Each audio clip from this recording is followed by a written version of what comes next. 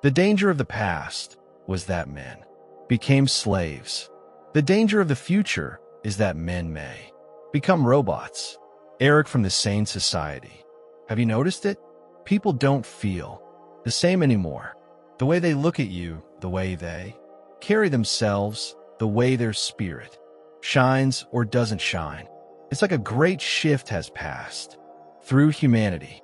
And if you felt it deep in your soul, let me tell you something. You're not imagining it. You're not alone. In this video, we're going to explore why people feel so different. Emotionally, spiritually, and biologically. We'll examine what psychology has long warned us about: the collective shadow, the collapse of meaning, the alienation of the soul. We'll look at what science is, uncovering the fragile link between body, brain, and spirit, and how food, chemicals, and stress reshape not just health but personality. And we'll open the door to what mystics and spiritual teachers have been saying for centuries, that these signs point to a deeper transformation of consciousness itself. Some see collapse, others see awakening. Either way, something profound is happening in the human story. But here's the real question. Is humanity truly falling into darkness, disconnection, and despair? Or is this turbulence a sign of birth? Consciousness itself pressing forward into something new. The psychological lens. Carl Jung, one of the most influential psychologists of the 20th century, taught that the world we see is not objective. It is a mirror of our own psyche. When the unconscious is ignored, it doesn't disappear. It spills into our lives as projection, distortion, and conflict. When you notice people acting irrational, aggressive, or strangely disconnected, Jung would say you're witnessing the shadow, the hidden parts of the psyche we deny breaking through. He wrote, until you make the unconscious conscious, it will direct your life, and you will call it fate. That means much of the strange you sense in people isn't random. It is the eruption of denied pain, fear, and anger that has been buried too long. And when the collective unconscious stirs, it doesn't just surface in individuals. It rises across societies. We see it in polarization, in anger, without roots, in mistrust that corrodes families and communities. It feels as though humanity has lost its center. Eric from a humanist philosopher took this even further. In the Sane Society, he argued that modern culture itself is sick. Instead of nurturing the human soul, it manufactures alienation as a way of life. From said, modern people are trained to be consumers rather than creators, competitors rather than companions. He warned that in such a society, many escape from freedom, trading individuality for conformity, because freedom without meaning is unbearable. Look around today. So many people seem numb, mechanical, or trapped in roles they don't even believe in. They scroll endlessly, laugh without joy, and fill silence with noise. They are, as from fear, playing out the script society hands them rather than living from the soul. And Viktor Frankl, psychiatrist and Holocaust survivor, added another layer. In his classic Man's Search for Meaning, he explained that survival itself depends on purpose. Those who found meaning, even in the darkness of concentration camps, could endure. Those without meaning collapsed. Frankl wrote, life is never made unbearable by circumstances, but only by lack of meaning and purpose.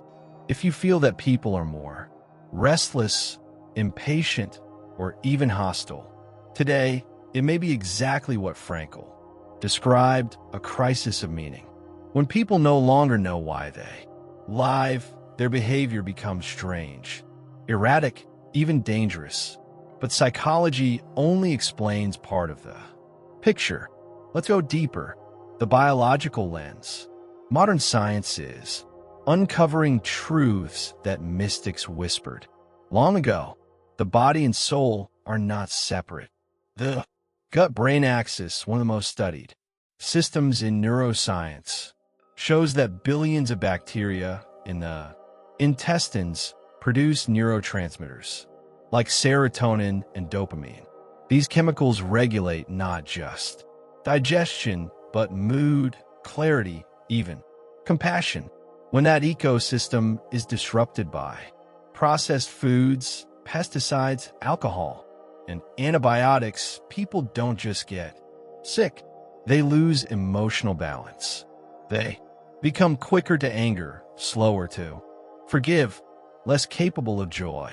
One study showed that gut imbalance can trigger depression and anxiety even when life circumstances are stable.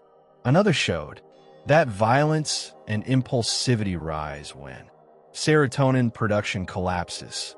Imagine entire populations walking around with damaged gut flora, unbalanced brains, and inflamed nervous systems, angrier, more impulsive, less patient, less kind.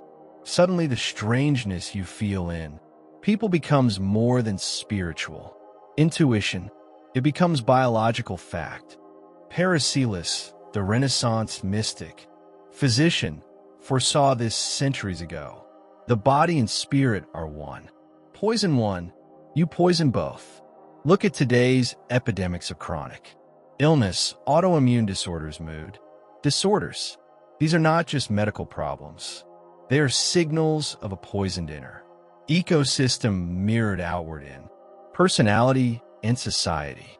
And when the body burns with inflammation, patience shrinks. When neurotransmitters fall, clarity fades. When the gut is hollow, compassion itself becomes harder to access. That strange, unsettling change you notice in people may not just be cultural. It may be biochemical. But biology, like psychology, still only sketches part of the map. The deepest currents can't be measured by science. They belong to the realm of the spirit, the spiritual lens. Step closer. This is where the deepest mysteries begin to unfold. Ekarala teaches that most of humanity lives in unconsciousness, lost in the endless chatter of the mind, ruled by what he calls the pain body. The pain body is the accumulation of unhealed wounds stored not just in individuals, but in the collective. When awareness begins to rise, the ego resists. It fights for its survival. It grows louder, angrier, more divided. This may explain why the world feels more chaotic, not because darkness is winning, but because light is pressing in, forcing shadows into view. The Sufi poet Rumi wrote, "Don't get lost in your pain. Know that one day your pain will become your cure." Perhaps the very strangeness, the heaviness, the alienation you sense in others is not just collapse. It is the medicine of awakening. Pain is the pressure that cracks the shell so the soul can emerge. Christian mystic Meister Eckhart echoed this when he said, "To be full of things is to be empty of God. To be empty of things is to be full of God." What looks like collapse in people, the loss of joy, the loss of normal may actually be the emptying of illusions, making space for the real. The Buddha said all conditioned things are illusions. If society seems more unreal, more divided, it may be because the illusion is unraveling before your eyes. And the Upanishads whisper, "You are," that the eternal consciousness beyond body, beyond thought, the unchanging witness of the storm. Taken together, the mystics remind us, when you feel you don't belong anymore, when the world feels foreign, it is often not decline, It is the first tremor of awakening. Are we witnessing humanity's downfall or its rebirth? The truth is it may be both. Jung shows us the shadow rising.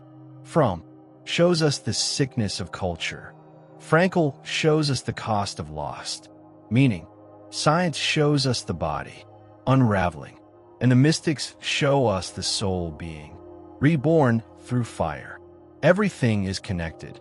Our body, our mind, our spirit, our food, our culture, our focus, our faith. Consciousness itself is shifting, and the world you see is reflecting that. Shift back to you. And if you look closer, you'll find the real question staring back at you. If the world feels darker, is it because humanity is truly collapsing? Or is it because the light in you has grown brighter and now the shadows are easier to see? If this is striking a chord in you, type yes in the comments. I'm curious how many of us are feeling this same shift, echoing through our souls right now. You're not imagining it. People have changed, but so have you. And maybe that's the point. Frankl said, everything can be taken from a man, but one thing, the last of human freedoms, to choose one's attitude in any given set of circumstances. Jesus said, be in the world, but not of the world. The Buddha said, awake, be the witness of your thoughts. Rumi said, try to accept the changing seasons of your heart, even if you've never seen spring. Across traditions and across time, the message is the same. The world looks different because you're different. Your awareness is sharper. Your compassion is deeper. Your light is brighter. And while some are pulled downward into fear, others are being drawn upward into love.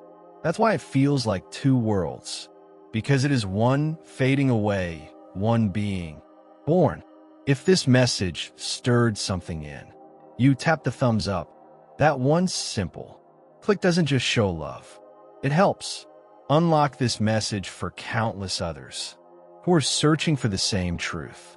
And if you want to keep walking this path with me, consider subscribing, because this journey isn't meant to be walked alone. This day and dark to rule. Amen.